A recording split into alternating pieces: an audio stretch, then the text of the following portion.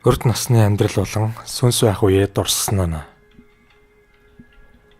Гнана Телика 1956 оны 1-р сарын 15-нд Төв Зеланд төржээ.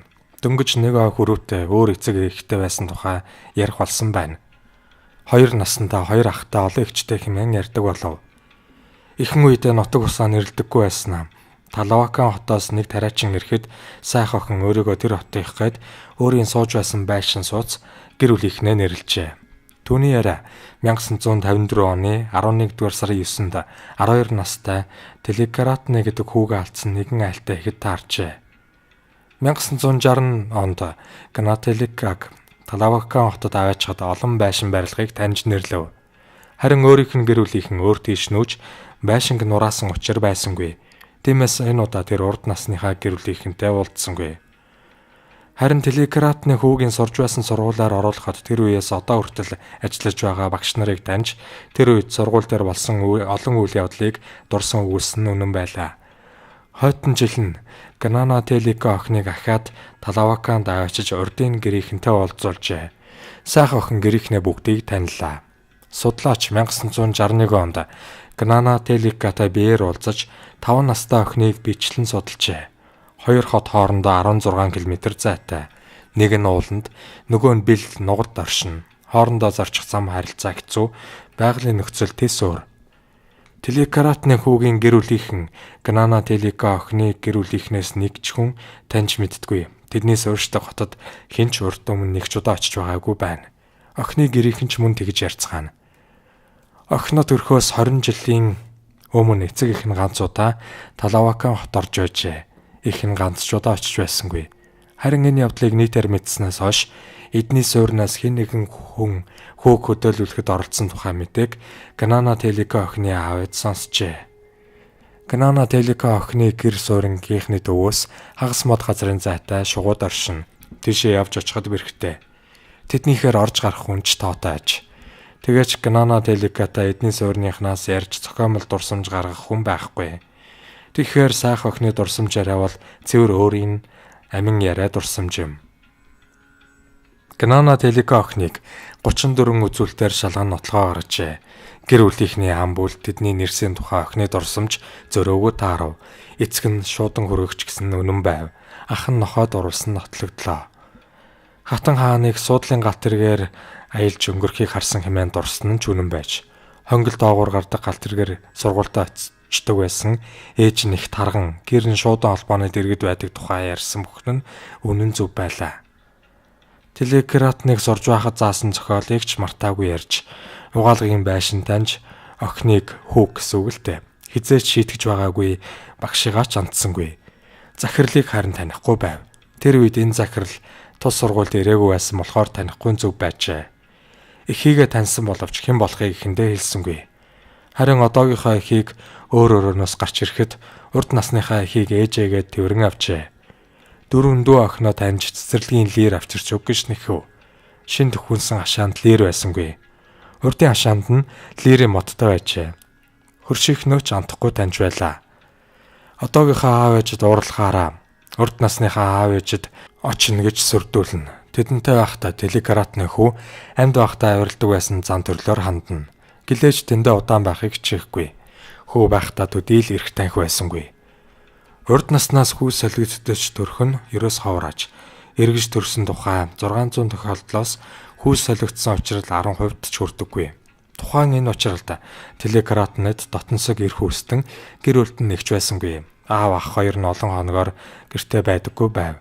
Өөрөөс нь насаар хол зэрүүгөө ахын дүүдээ ширүүн ханддаг байлаа. Ганц дотносог багш нь эрх үүсээрээ төрөхөд тэм болоогүй болтой. Хөвгүн өрөөч охин төрөхтэй хүү байв. Ээж нь ч багш нь охтуудыг түших дуртай, үйл оёх шохорхолтой, торог дурдан идэх, хумс үсээ гангалах дуртай хүүхэд байсан гэж дурсна. Гнана Телика охин харин иршүүд зан төрхтэй. Аав ээж нь түүнийг эгч нараас аж зоримог, тухайн үеийн охтоос илүү хэрсүү ухаалаг, ээдрээтэй үг хэллэг хэрэглэх дуртай гэцгэн. Гнана Телика охин эцэг эхтэй. Би хүү байсан, одоо охин гэдэг бол судлаачид хүү ахтаа охин болгосон гэж боддог байсан хэмээн хэлсэн удаатай. Харин Телекаратны охин болгосон гэж ярьдаг байсан тухай мэдээ байхгүй. цэнхэр өнгөнд туртаагаас дандаа хөөх цэнхэр замцтай явдаг байсныг багш нь дурсна. Телекратна юуны улмаас нас нөхцсөн тодорхойгүй. Сандлаас унахад үүссэн тархины гэмтэл нөлөөсөн байх гэсэн таамаг онцтой юм. Эмнэлэгт 12 наснда нас эцэлжээ. Ганана Телека охин эмчнэр эмнэлгээс их айн. Унаж гэмтэж болцсохгүй хэмээн ямар нэг юм өөд авирч мацхаас их болгоомжлно. Урд насаа мэддэг хүүхэд газар сайгүй таарлддаг бололтой. Харин Европ, Америкт тийм хүүхдүүдийг олоход их хэцүү. Эцэг эхчүүд нь ер болсон эд шидтэй хүүхэд гэж олонний шууган дэгдгээс эмээж нууцлдаг зуршилтай. Тийм зөнч хүүхдийнхээ зан арын шиг шийтгэлээр тас зөвхөн хашрах буюу сэтгэл мэдрэлийн эмнэлэгт хүргэж айлгахыг хичээнэ. Би хоёр тохиолдлыг сайн мэддэг юм гэж урд нас судлаач Ян Стивенсон өгүүлсэн бэ. Тухайлбал 3 настай хүү 5 орчим насны охин урд насныхаа амьдралыг дурсан ярьдаг байжээ.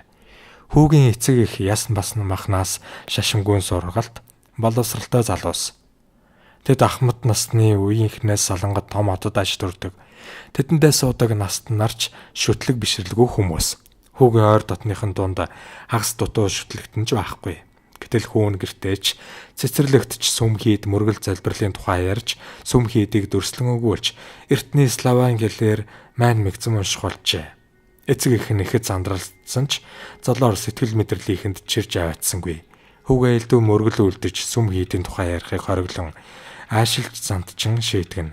Энэ бүхэн яваандаа нөлөөлжээ. Үүнийг эцэг их нь тайлбарлахдаа ээж нь хүүтэйгээ цэцэрлэгт салхилан унссан номондоо улаар нь суух хооронд хажуугийн сандлын нэг өмгөн хүүхдэд мань мэгзэм заасныг анзаараагүй юм гэцгээдэг. Энэ бол үнэмшилтэй тайлбар биш. Энэхүү хачаа үзэгдлийг арай өөрөөр тайлбарлах учиртай байлаа. Хоёр дахь тохиолдлын тухай Ян Стивенсон өгүүлэхдээ би нэлээд удаан хугацаагаар таньсан юм гэжээ.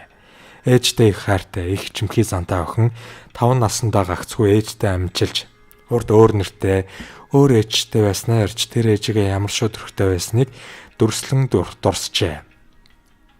Яваандаа хэдэн сарын дотор урдынхаа бүхэл амьдралыг хуучилсан байна. Дурсамж нь ямар нэг үйл явдалтай холбогдож хөөрнө. Тэр охин урдынхаа амьдралыг хүүхэд наснаасаа эхлээд насан эцэслэх хүртэл нарийн ширийн бүхнээ мэддэг байж хэрхэн нас нөхцснөөч мартаагүй байв. Ойр дотныхоо хүмүүсийн нэрийг ч өөрийнхийг ч санана. Харин овгоо мартжээ. Өөрийнхөө сууж байгаа хотоос огт өөр хотын тухай ярихдаа нэрийг нь ч бас мартаж болсон олон янзын үйл явдлыг дурсаж өөрийн болон ойр дотны хүмүүсийнхээ хувцсыг ч санаж хуйчлана. Түүний дүрслэн өгүүлснээр бол тухайн тэр үйл явдал 19-р зууны сүүлчээр болж байжээ. Тэрбээр өөрийн ганцгүй ач охиндоо ухаангүй хайртай байв. Өөрөө нас нөгчгтөө хүүдээ юу гэж хэлснээ ч өгүүлдэг байлаа. Нөгөөх ээжийнхээ нас орсныг нэг нэгэнгүү өгүүлнэ. Энэ бүхэн нь балчир насны хүүхдээ ой ухаан амьдралын туршлага мэдлэгтэй зүрлэх хэрэггүй дурсамж байлаа. Сайхан охин энийхээ охин болж төрхийн өмнө огт өөр орон зайдах амьдралаач мэддэг болж таарав. Гэлээж 5-6 насны охинд тэр бүхнээ тайлбарлах ухаан хөрөхгүй нь үздэл ил байлаа. Хүүхэд байтугай насан турсан хүмүүст ч ярахад үг дутах юм бишгүй гардаг шүү дээ. Охин янз янзын газраар ниснээ маш их санагдсан хүү ач нартайгаа учирдаг байснаа өгүүлсэн бүлгөө. Халуун хайртай хүү ач нарынхаа дэргэд ирчгээд байхад тэдэн огт үздэггүйд их гонхордог байжээ. Охиныхоо энэ бүх дурсамжийг зохиол гэж үздэг ээж нь янз бүрийн дурсамжаас сатааруулахыг хичээдэг байлаа. Тиймхүү 8 наснаасаа хойш тэр охин урд насныхаа амьдралыг дурсгаа болсон аж. Йогийн номын сургаалт хүүхэд наснда урд насныхаа амьдралыг дурсдаг хүүхэд зөөнгүй. Хүүхэдтэй эвгүй хандаж яриагийн дэмжиж хүүлвэл бүрч хөгжөөж болно гэж номлодог. Тиймээс уншигч олон ч энэ мэт тохиолдолтой учирч болно. Тэгж гярхан хандсан туршлагч үүнийг нотолсон удаа бий. Олон хүн өөрийн урд насныхаа амьдралыг дурсан сандаггүй. Сандаг зарим нь насанд хүрсэн бид бага насныхаа үйл явдлыг яваандаа мартдгийн адил алгуур мартагнана. Ерөөс бид амьдралынхаа туршид өдий төдий зүйлийг мартагнана. Бидний ой тоонд өөрийн үйл ажиллагаанд зайлшгүй чухал зарим нэг нь л үлдэнэ. Энэ бол сэтгэл зүйн шинжлэх ухаанд эртнээс тодорхой ой ухааны зүй тогтол билээ.